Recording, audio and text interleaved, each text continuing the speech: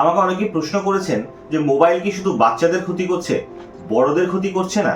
নিশ্চয়ই ক্ষতি করছে। কিরকম ভাবে? ধরুন কারোর মাঝরাত্রে ঘুম ভেঙে গেছে, সে প্রথমে কি দেখছে বলুন তো? ঘুম থেকে উঠেই আগে মোবাইলটা দেখছে।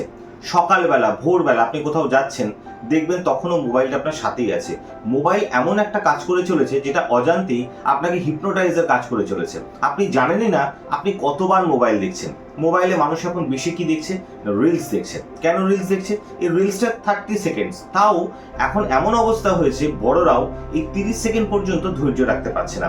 ইচ অ্যান্ড এভরি 15 সেকেন্ডস হয়ে গেল দেখবেন রিলটা সে স্ক্রল করে যাচ্ছে। প্রতি 15 মিনিটে সে কতগুলো রিল দেখলো এবং কত তাড়াতাড়ি স্ক্রল করলো সে সেটা জানেই না। তার পছন্দের রিলস চাই, 2-3 সেকেন্ড হলো, 15 সেকেন্ড হলো, স্ক্রল করেই যাচ্ছে। এইভাবে কিন্তু মোবাইল আজকাল বড়দেরও হিপনোটাইজ করে ফেলেছে।